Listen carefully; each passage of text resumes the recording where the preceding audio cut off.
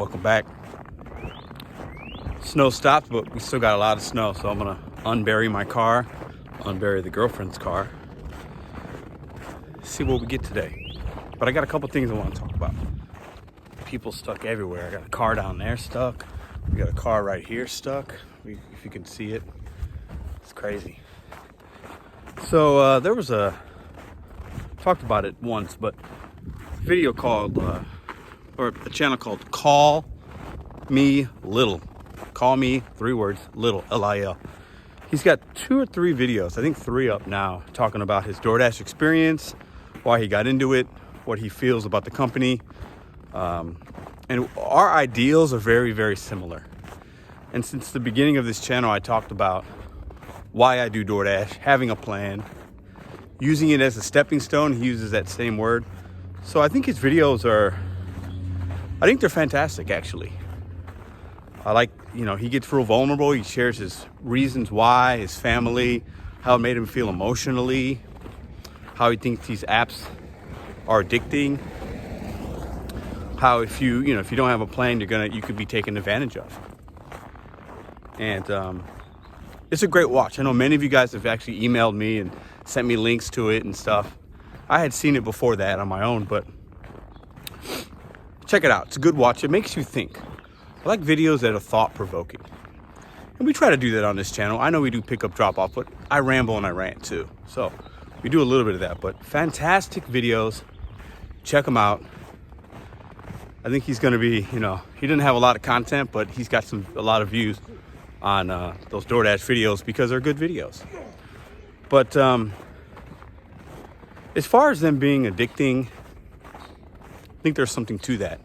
I think you have to understand these tech giants, they engineer these phones, guys, and the way the app works is very much like a game. It is. I've said that before, and I believe that. What do you guys think? Also, you have to have a plan. I've talked about that so much, but I believe it. You have to be building towards something. If you're not, these gig apps will become frustrating and they'll spit you up and chew you out. We are extremely replaceable. And he brings up another thing which I've talked about, which I actually don't agree with, and that's fine. Did a whole live on it. Autonomous automobiles and how some people think 5, 10, 15 years from now, our jobs will be obsolete. I adamantly disagree with that. I think some of our jobs, a small percentage in certain markets, college towns, big cities, yes, there are autonomous vehicles that are delivering things already, but it will not be on the scale to where it can replace over 3 million gig drivers on these platforms. I don't believe that. I could be wrong. And if I am, then other jobs maybe open up within those fields. But at the end of the day, I do not think in 10 or 15 years, gig work will be obsolete for a human being. I think there's too many obstacles still. And I don't think that, I don't think it will be on a big scale. I could be wrong. What do you guys think? I think that's coming at some point, I guess. Robots will rule everything and we won't even be around. We'll live in a meta world and it'll just be robots. But not in 10 or 15 years, I just don't see it. But check out those videos. Really thought-provoking, really good ones. I think that, I think it's interesting. He got into the gig work like a lot of us. Like, he needed it. He said in the video, it saved his life. I think a lot of us got into this because pandemic, we got furloughed, we got laid off, whatever reason, right? We got into this because it was a quick way to make a quick buck. And he did that. He made a lot of money. He worked some weeks he was saying he's working 60, 70, 80 hours a week to grind, to pay off bills, like a lot of us. That's what's good about the gig apps. Use them. They use us, we use them for a goal to get to whatever you want to achieve. That's how we have to use these apps. And then we stop or they replace us and the next person steps up and uses them for that reason as well.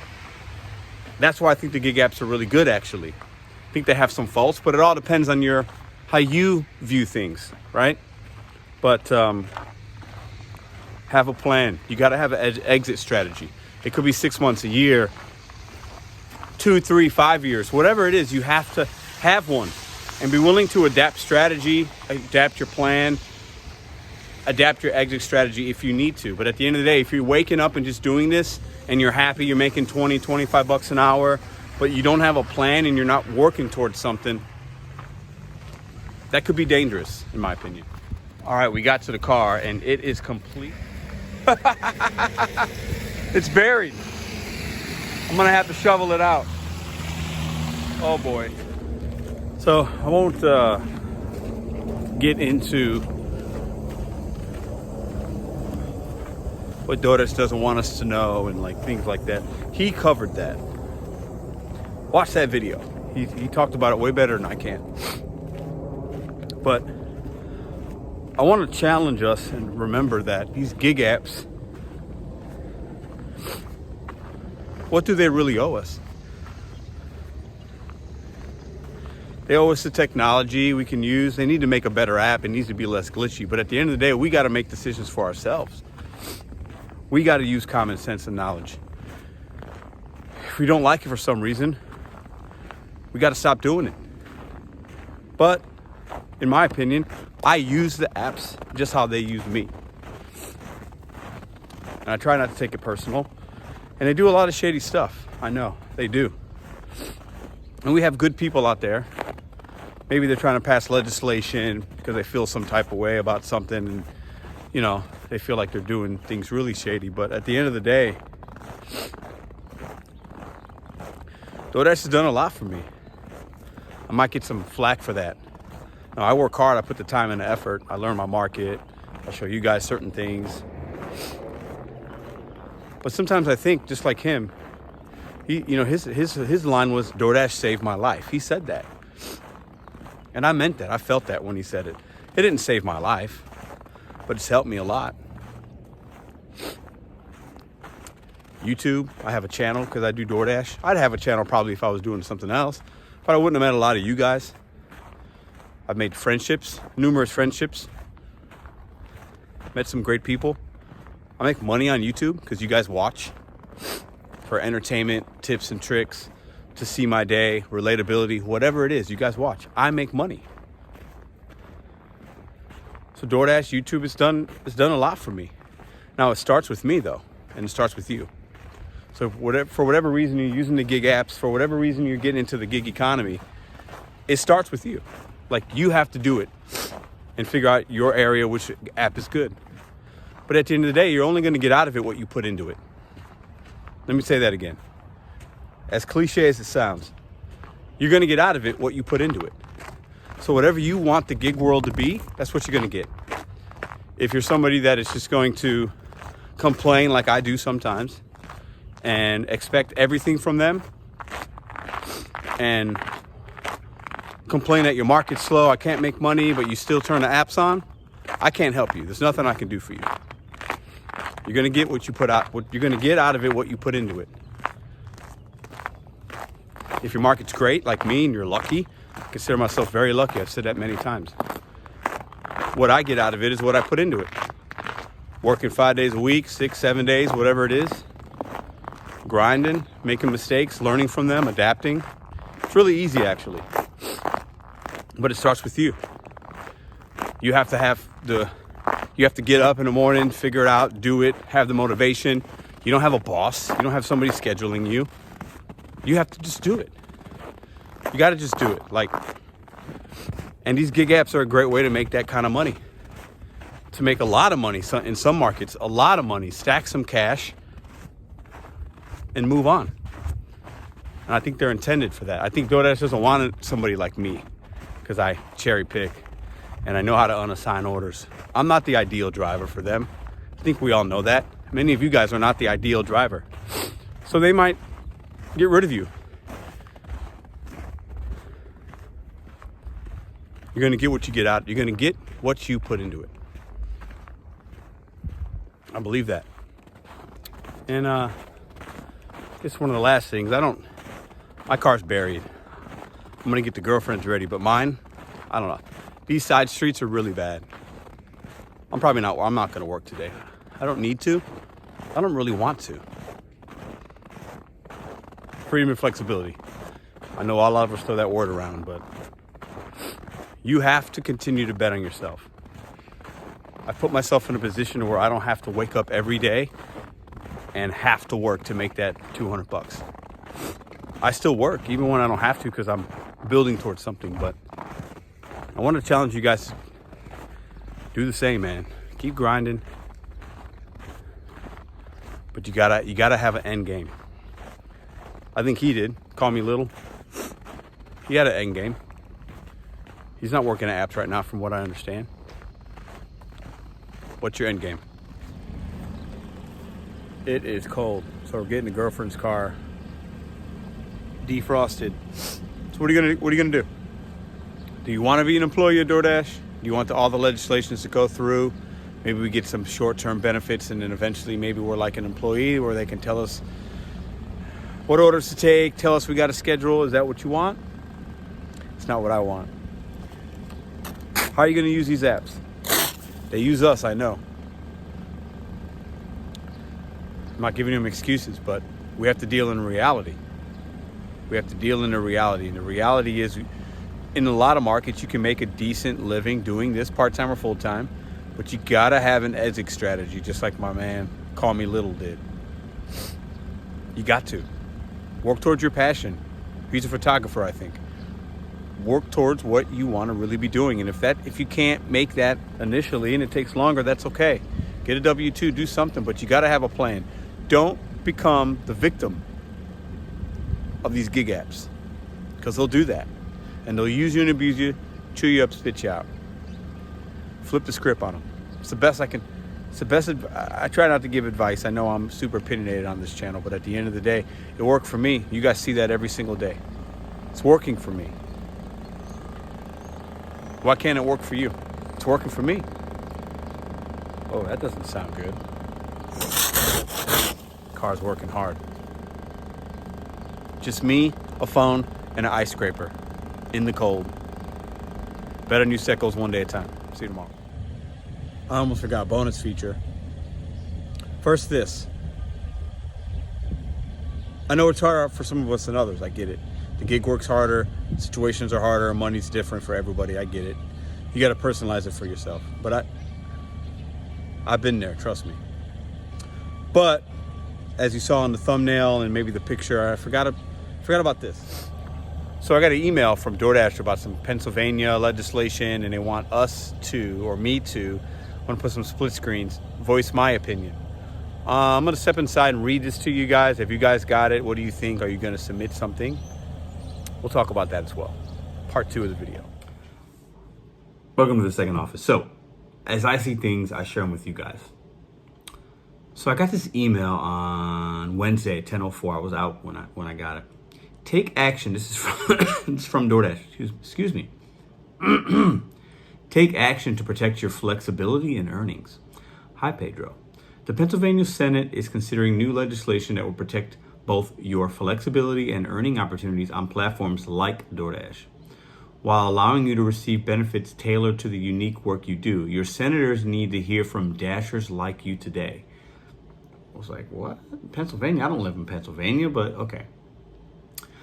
And then there's a take action button you can click, and I'll show you that in a minute, but I want to show you, I'm reading you this email says.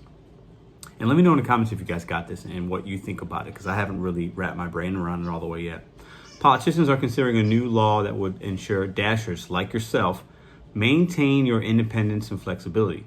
Politicians are considering a new law that would ensure dashers like yourself maintain your independence.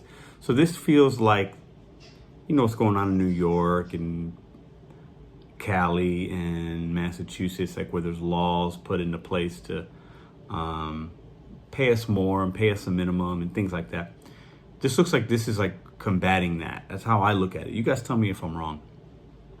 While giving you access to new benefits and protections tailored to unique. Okay, this legislation would protect your ability to work flexibly and independently. We do that. I do that now. You do that now, right? Provide you access to company-funded benefits. Okay, company-funded benefits, including income replacement in the event of not being able to work. I just got that.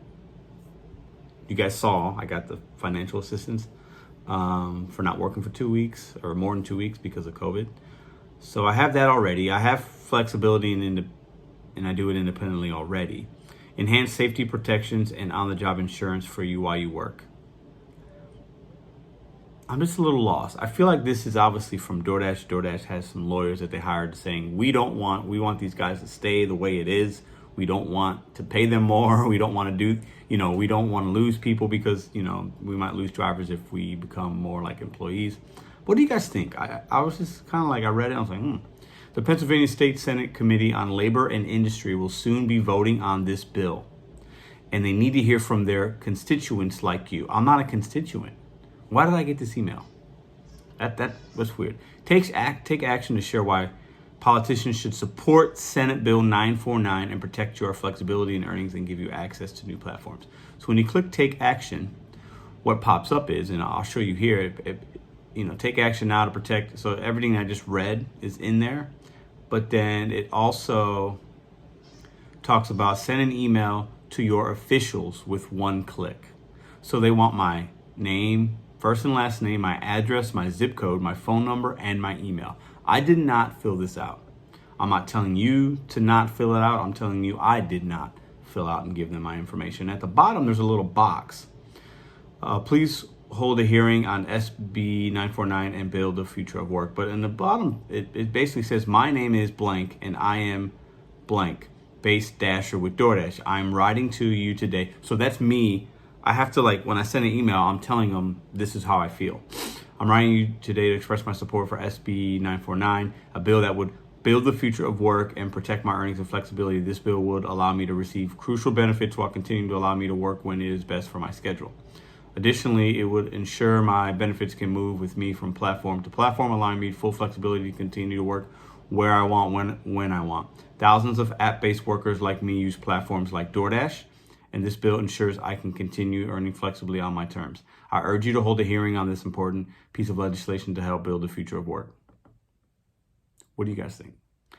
I'm going to look more into it, but I wanted to get you guys' opinion on that, along with everything else we talk about. I share things with you guys as they come to me. I've never seen anything like this, and I want you guys' opinion on it. Have you guys got this? Would you send an email? Listen, I've been very adamant in my approach of why I do Doordash, how I do Doordash. I do not want to be, I don't need much more from them. And listen, I might be in the minority. I have a plan. I don't want to be more like an employee. I'm not going to be striking for this or that. I'm not going to, would I like Doordash to be more transparent? Yes. Would more base pay be great? Sure, absolutely. Who doesn't want to be paid more? Everybody wants to be paid more. Would I like the app to not be as glitchy? Yes. Would I like better support sometimes? Yeah. But at the end of the day, I want to turn the app on. I want to make money. I want Doordash really, the only thing I want them to fix is I want them to have better transparency with consumers, more transparency with us with hiding tips, but I can still find them. And really, I want them to have better communication with the restaurants and better relationships after they sign restaurants up to actually hold them accountable and or know. There needs to be more communication from restaurant to Doordash. That's all I need. That's all I like to see changed. What are some of the things you guys think down below? You guys are fantastic. No ride along today because I didn't go out for lunch. I might work tonight. I haven't decided yet. And then tomorrow, might work tomorrow because I didn't work at all yesterday. Obviously, only maybe working a half day today. Not working Sunday. Got a special Sunday show planned for you guys. If you guys have never been to a Sunday show, listen, you're missing out. It's the best live stream in the gig economy, in my opinion, because you guys are so great in the chat. We have fun. It's always a good time in the chat. We talk about all different things. It's not just about Doordash. 10 p.m. Eastern, 9 p.m. Central, 7 p.m. Pacific time. You don't want to miss out. Sundays are fantastic. Best live stream around, in my opinion. I know I'm the host, but you guys make it live because of how many of you guys come and the live chat. You guys are fantastic. See you later.